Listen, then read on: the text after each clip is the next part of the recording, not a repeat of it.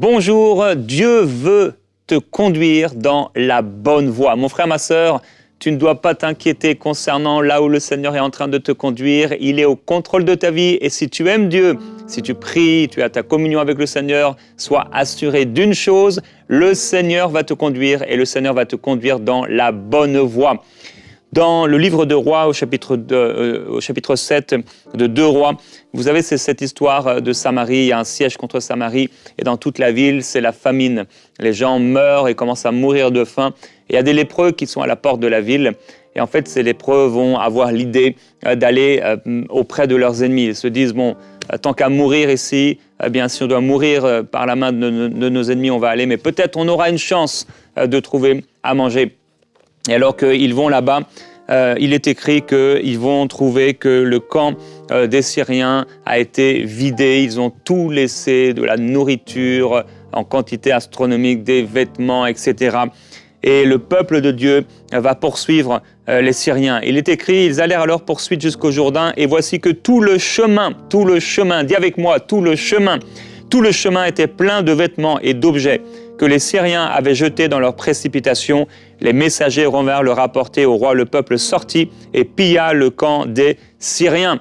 J'aimerais te dire que le chemin sur lequel le Seigneur va t'envoyer, le Seigneur va t'amener, c'est un bon chemin. Le Seigneur va te conduire dans une bonne voie. Sur cette bonne voie, il y aura, comme ils ont trouvé ici, toutes sortes de richesses et il y aura pour toi toutes sortes de bénédictions spirituelles ou autres selon tes besoins. Dieu va te conduire dans la bonne voie. Alors sans plus attendre, c'est une joie pour moi que de recevoir le pasteur Mamina Lumende. Et dès maintenant, je vais te donner la parole. Merci Jérémie pour ce temps dans Prière inspirée. Nous passons de bons moments dans la présence de Dieu. Alors Dieu est au volant de ta vie, il veut te conduire dans la bonne voie. Dans la bonne voie, Dieu ne peut pas nous conduire dans une voie qui est étrange, qui est difficile, qui est avec des doutes. Dieu nous conduira dans la bonne voie. La bonne voie, c'est le chemin que Dieu choisit pour nous. Et là, je voulais vous parler et partager l'évangile de Jean, dans le chapitre 4, où Jésus-Christ était fatigué du voyage. Et nous lirons dans Jean 4 ensemble. Jésus fatigué du voyage, verset 6. Là se trouvait le puits de Jacob. Jésus, fatigué du voyage, était assis au bord du puits. C'était environ la 6e heure. Une femme de Samarie vint puiser de l'eau et Jésus lui dit « Donne-moi à boire ». Car ses disciples étaient allés à la ville pour acheter des vivres. La femme samaritaine lui dit « Comment toi qui es juif, me demandes-tu à boire à moi qui suis une Samaritaine ?» Les Juifs, en effet, n'ont pas de relation avec les Samaritains. Jésus lui répondit, si tu connaissais le don de Dieu, j'aimerais parler de connaître. Lorsque Dieu veut nous emmener dans la bonne voie, Jésus veut que nous puissions connaître les voies de Dieu. Si tu connaissais le don de Dieu, si tu connaissais Jésus-Christ, le chemin, la vérité et la vie, si tu connaissais le don de Dieu, qui est celui qui te dit « donne-moi à boire », tu lui aurais toi-même demandé à boire et t'aurait donné l'eau vive. Seigneur lui dit, la femme, tu n'as rien pour puiser. La femme était restée dans le naturel alors que Jésus voulait l'emmener dans la bonne voie spirituelle, surnaturelle. Seigneur lui dit, la femme, tu n'as rien pour puiser, le puits est profond. D'où aurais-tu donc cette eau vive? Es-tu plus grand que nos pères, Jacob, qui a donné ce puits et qui a bu lui-même, ainsi que ses fils et ses troupeaux? Jésus lui répondit, quiconque boit de cette eau aura encore soif, mais celui qui boira l'eau de la vie, l'eau que je lui donnerai, n'aurait jamais soif. Et l'eau que je lui donnerai deviendra en lui une source d'eau qui jaillira jusqu'à la vie éternelle. La femme lui dit, Seigneur, donne-moi cette eau afin que je n'aie plus soif et que je ne vienne plus puiser ici. Va, Jésus lui dit, appelle ton mari et viens ici. La femme répondit, je n'ai point de mari. Jésus lui dit, tu as raison de dire, je n'ai point de mari. Jésus te conduira dans la bonne voie lorsque tu vas être sincère. J'aimerais parler de ce point. Dieu veut te conduire dans la bonne voie. Et la sincérité nous conduit à vivre la liberté. La sincérité nous conduit à vivre la délivrance. Des fois, Dieu veut nous conduire dans la bonne voie, Mais nous ne sommes pas vrais, nous ne sommes pas vrais avec nous-mêmes, nous ne sommes pas vrais avec Dieu, nous ne sommes pas vrais, nous ne sommes pas sincères avec les autres, nous ne sommes pas sincères avec nous-mêmes. Et de fois, nous n'arrivons pas à suivre la bonne voie de Dieu parce que nous ne sommes pas sincères. Ce que j'aime dans cette parole, c'est que cette femme était naturelle. Cette femme pensait que Jésus était comme les autres hommes parce qu'elle avait rencontré plusieurs hommes. La Bible dit, elle a rencontré plusieurs maris, mais ici, elle a été sincère. Jésus lui dit, va, appelle ton mari. Elle a été sincère, elle dit, je n'ai point de mari. Ce qui était une réalité de sa vie. Elle n'en avait pas, alors qu'elle avait laissé un homme dans sa maison. Elle vivait dans une voie qui n'était pas bonne. Elle n'était pas à son endroit. Elle n'était pas à son lieu. Dieu veut te conduire dans la bonne voie. Il faudrait juste que tu sois sincère. Il y a des fois où Dieu est au volant de notre vie. Il veut nous conduire dans la bonne voie. Il veut nous conduire dans une bonne direction. Mais nous manquons de sincérité au-dedans de nous. Nous manquons de sincérité auprès de Dieu, de lui dire la vérité. Jésus-Christ a aimé la sincérité de cette femme. Il dit, là tu as dit vrai. C'est lui qui est dans ta maison n'est point ton mari. Tu as raison de dire la vérité. J'aimerais dire à quelqu'un, des fois nous prions, nous crions et nous souhaitons, Seigneur, conduis-moi dans la bonne voie. Mais des fois, c'est à nous de répondre. Seigneur, je ne suis pas dans une bonne voie. L'homme avec qui je vis n'est pas mon mari. Jésus lui dit, va, appelle ton mari. Et la sincérité de cette femme a été la totale pour sa délivrance. Des fois, nous voulons que Dieu nous conduise dans la bonne voie, mais nous ne nous apprêtons pas à être vrais avec Dieu. La vérité affranchit, la vérité libère. J'aimerais dire à quelqu'un, aujourd'hui, alors que tu es en train de nous suivre sur Prière Inspirée, et Dieu veut te donner la direction de ta vie, Dieu voudrait juste que tu sois honnête, sincère, vrai avec lui. Seigneur, je n'ai point de mari. Des fois, nous voulons faire semblant auprès des autres. Des fois, nous voulons montrer aux autres que nous sommes bien dans notre vie chrétienne. Mais la sincérité au fond de nous-mêmes. Seigneur, je n'ai point de mari. Seigneur, je ne suis pas dans une bonne voie.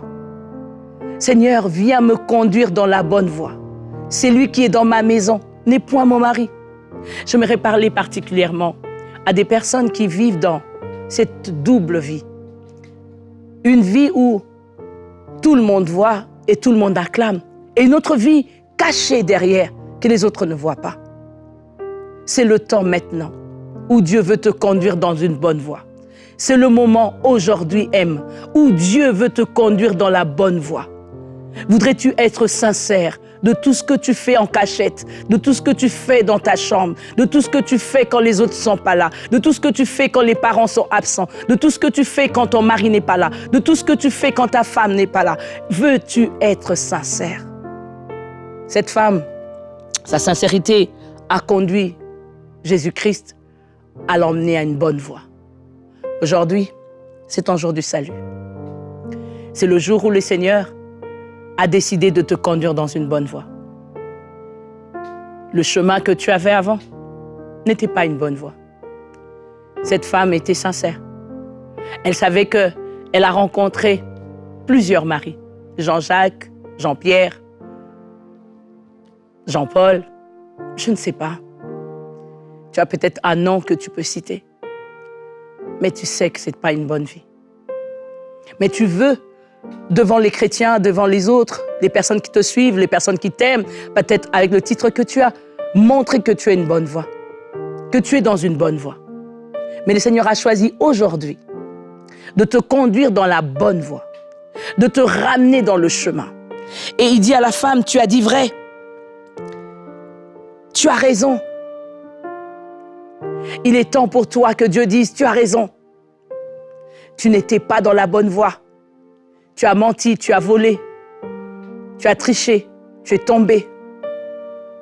Ta sincérité va emmener une nouvelle vie.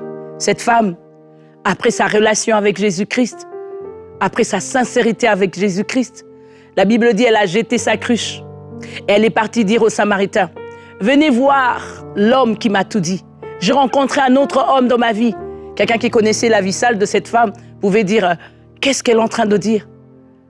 Mais elle a rencontré le Seigneur. Et le Seigneur a changé sa vie, sa mentalité, sa manière de vivre. Il veut te conduire dans une bonne voie. Il veut te conduire dans une voie que tu n'avais pas avant. J'aimerais parler à une personne qui conduisait sa vie seule, qui vivait avec plusieurs hommes ou plusieurs femmes, qui trouvait que cette vie d'adultère ou d'impudique était bien. Le Seigneur décide aujourd'hui de t'accompagner. Il vient s'asseoir au puits là où la femme était d'habitude. Il vient s'asseoir au puits, le lieu habituel où la femme venait pour puiser de l'eau. Et c'est là qu'il est venu à sa rencontre.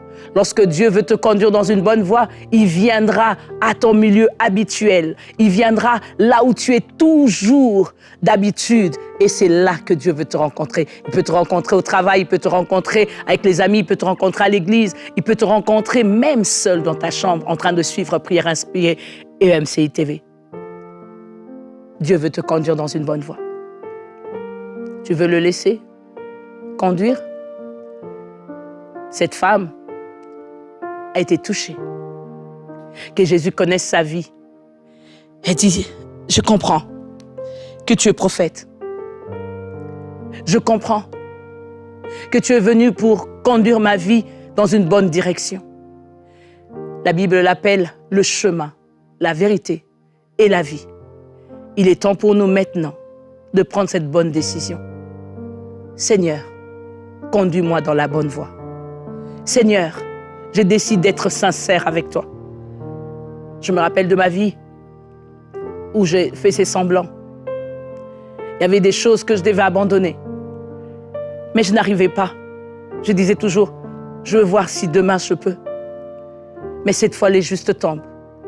Cette fois, ils se relèvent. Tu peux te relever de tes chutes, de tes luttes. Il veut te conduire dans la bonne voie. Il veut te conduire à devenir évangéliste comme cette femme qui pouvait aller à Samarie alors que Jésus ne pouvait pas aller dans cette ville. Cette femme est partie à Samarie et elle a pu parler de Jésus-Christ. Le Seigneur veut t'utiliser, il veut t'emmener dans la bonne voie, mais la sincérité du cœur, la sincérité devant le Seigneur est tellement importante. Je te conduis dans cette voie, dans la voie de la sincérité, de la vérité, et de quitter la voie du mensonge, la voie du diable, qui te dit « Non, tu peux rester comme ça, c'est pas grave. » Mais je te dis, si tu te répands aujourd'hui et tu acceptes d'aller dans cette bonne voie, le Seigneur fera de toi une grande femme, un grand homme. Et tu seras vu auprès des Samaritains qui disaient « Nous avons suivi Jésus à cause des paroles de cette femme et parce que nous sommes allés nous-mêmes, nous l'avons vu. » Le Seigneur veut t'utiliser et t'emmener dans une bonne voie. C'est aujourd'hui, ton jour du salut. Le jour où tu peux être sincère et vrai avec Dieu. Amen. Ce témoignage aujourd'hui, j'avais prévu de le partager justement dans cette émission. Cette semaine, je n'en partagerai qu'un seul. Et ça va vraiment... ça vient confirmer aussi la parole qui a été donnée. Donc c'est une sœur qui a voulu rester anonyme. Elle dit, vous avez prié dans une émission pour une personne qui devait délaisser une relation car cela n'était pas conforme devant Dieu. J'ai depuis plusieurs mois une amitié avec un frère et peu à peu, nous nous sommes rapprochés et il est devenu mon confident sans jamais outrepasser l'amitié. Je ressentais au fond de moi au fil du temps un attachement impur pour cette personne et je pensais à lui presque tout le temps. Quoique sachant que cela n'était pas bien, je ne pouvais pas ne pas lui parler chaque semaine et ainsi pour lui, mais de façon très respectable. J'ai demandé à Dieu d'enlever cet attachement que moi j'éprouvais à son égard à maintes reprises et il s'est passé plusieurs semaines sans qu'on ne se parle et je ne ressentais plus des pensées malsaines. Et quand dans votre émission, je m'étais un peu éloigné de mon portable et quand je suis revenu, je vous entendais parler exactement de cette situation. J'ai été frappé de stupeur car Dieu m'a exposé à travers vous et a répondu à ma demande d'aide. La ligne est mince entre l'amitié et l'adultère, même s'il n'est pas physique, mais Dieu délivre vraiment, même si le combat est long, si nous le lui demandons sincèrement. Et on a parlé de sincérité aujourd'hui, et elle termine en disant vraiment, Dieu reprend ceux qu'il aime. Alors je vais encourager quelqu'un par rapport à ce témoignage à faire preuve de sincérité. Et de sincérité aussi parce que tu en as parlé, Mamina, de ces relations parfois entre hommes et femmes et qui ne sont pas très claires, qui ne sont pas limpides. Et que ce témoignage puisse amener vraiment plusieurs chrétiens, plusieurs chrétiennes à faire demi-tour de la voie que vous aviez empruntée, une voie qui mène à l'adultère ou alors qui mène au péché, qui mène au vol ou à je ne sais quoi de mauvais. Mais le Seigneur veut vous conduire dans une bonne voie. Et on est reconnaissant, Seigneur, pour les émissions qui peuvent en effet exposer les vies, non pas pour les écraser, les condamner, mais si Dieu expose notre péché, c'est pour que nous puissions nous repentir et être sauvés. C'est le plan de Dieu pour nous. Et alors que nous sommes en campagne de dons pour les 20 000, donc les 20 000 partenaires mensuels, ces 20 000 partenaires mensuels, je voudrais juste vous montrer quelques écrans de cette application Ma Bible. Donc, premier de ces écrans, en fait, quand vous allez arriver sur cette application Ma Bible, vous avez la possibilité d'avoir plusieurs profils. Par exemple, ici, vous voyez Jonathan, Carole, on peut imaginer que donc, ce sont les parents qui ont 2 enfants, Chloé et Noémie. Donc là, c'est Ma Bible Junior avec une interface pour les juniors, pour les enfants. Et en fait, si vous choisissez, donc, par exemple, vous prenez le profil de Jonathan, vous arrivez donc en choisissant, bon, c'est pas directement sur ses études, mais si vous choisissez donc des études dans votre profil, vous pouvez voir donc plusieurs études que vous pouvez faire sur plusieurs jours. Par exemple, on imagine que, Sœur Mamina, tu veux faire la formation d'Esther pendant 20 jours. Donc, cette formation de 20 jours dans ton parcours sur Ma Bible, tu vas avoir 20 jours donc, dans le livre d'Esther et tu auras chaque jour en fait, une vidéo d'environ 6 minutes qui va t'encourager par rapport au livre d'Esther. Donc, et c'est ainsi pour chaque personne qui aura le profil ou alors quelqu'un voudrait prendre ce livre qu'on connaît un peu moins bien, le livre d'Habakkuk. Et donc, voilà, qu'est-ce que ça veut dire ? Ou de Sophonie. On se dit, mais on a besoin voilà, que quelqu'un vienne nous aider un peu à comprendre. C'est difficile, c'est pas notre époque. Est-ce qu'il y a des leçons à en tirer ? Oui, il y a des leçons à en tirer. Alors, on peut imaginer que quelqu'un va choisir l'Apocalypse. Et donc là, dans l'Apocalypse, donc c'est une série, donc une formation, une étude sur 30 jours. Et là encore, c'est un livre aussi quand même particulier, pas forcément facile à comprendre. Donc on peut voir ici sur l'image donc, le jour 1, le jour 2, le jour 3, avec ces différents messages. Et donc si on peut cliquer sur lecture, on arrive au jour 1 ou au jour... ici, on peut voir donc, quelqu'un qui est arrivé au jour 19. Et là, au jour 19, donc, il arrive à ce chapitre de la Cité Céleste. Donc là, ici, c'est un audio. Donc la personne a choisi un audio pour son étude. Et donc, elle va être encouragée à travers cet audio et donc dans cette étude de l'Apocalypse. Donc vraiment un outil super, formidable dans le parcours ou les études que vous pouvez choisir. Et juste un autre exemple d'étude, donc c'est cette étude de débuter dans la foi. Quelqu'un que vous avez accompagné, vous êtes en train d'accompagner dans la foi, il peut aller sur ce parcours de 7 semaines. Donc débuter dans la foi, au début c'est l'histoire du salut. Il y a 7 sessions sur ça, ma nouvelle vie en Jésus, ma prière, la prière, etc., la vie de prière, la Bible. Donc merci déjà vraiment à tous ceux qui ont rejoint les partenaires mensuels. Vous pouvez donc à l'adresse qui s'affiche juste en dessous devenir partenaire mensuel vous aussi, afin que ce projet Ma Bible puisse voir le jour et que ça impacte des milliers et des milliers de personnes. Je vais adhérer, je vais être partenaire. Ça, nous, on veut aussi partenaire mensuel. Partenaire, mais aussi pouvoir bénéficier de cette application Ma Bible. Voilà, donc on revient sur le sujet. On a que 3 minutes pour prier pour vous par rapport à ce sujet. Et maintenant, je vais te laisser donc continuer dans ce flow par rapport à la conduite du Seigneur dans une bonne voie. Amen, amen. Seigneur, je sais que c'est pas facile lorsqu'une personne se retrouve dans une culpabilité et de se dire j'étais dans la bonne voie et j'ai perdu ma bonne voie. Je vais revenir. J'aimerais vraiment que tu puisses mettre la main dans ton cœur et que tu dises, Seigneur, délivre-moi de cette culpabilité et fais-moi revenir dans la bonne voie. Délivre-moi de ce sentiment de culpabilité. Je me sens tellement coupable d'être loin de toi. Comme pouvait dire le fils prodigue, je ne suis pas digne d'être appelé ton fils. Ouais. Mais prends cette décision et prends cette orientation. Laisse à Dieu cette direction. Seigneur, je prie que cette forme de culpabilité qui remplissait le cœur de mon frère, de ma sœur, puisse quitter maintenant. Dans le nom de Jésus, sois libre de toute forme de culpabilité, de ce poids qui traîne depuis des années. J'aurais pas dû faire ça. Pourquoi je me retrouve ici? Je prie, Seigneur, que ce poids puisse quitter mon frère et que la vie libre en Christ soit son partage. Dans le nom de Jésus. Alléluia. Seigneur, merci. Seigneur, merci parce que tu ne rejettes pas celui qui vient à toi. Amen. Ta parole déclare, le psalmiste a dit, avant d'avoir été humilié, je m'égarais. Et maintenant, j'observe ta parole.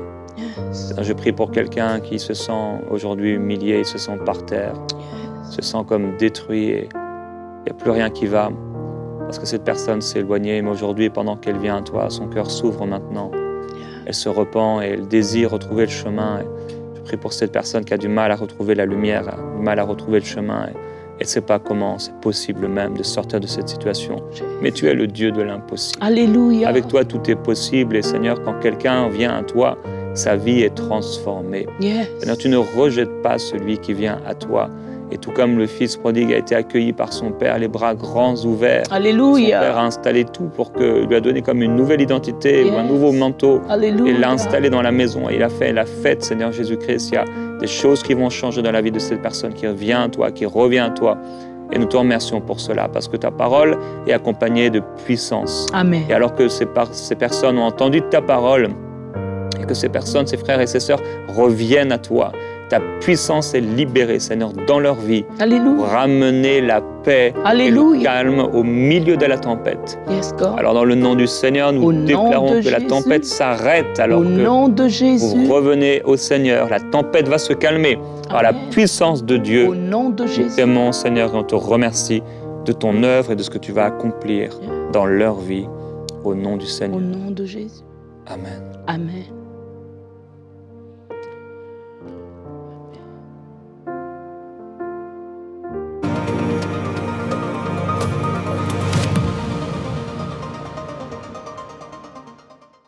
J'aimerais vous raconter l'histoire de Maria, qui a vécu sa vie chrétienne pendant des années seule.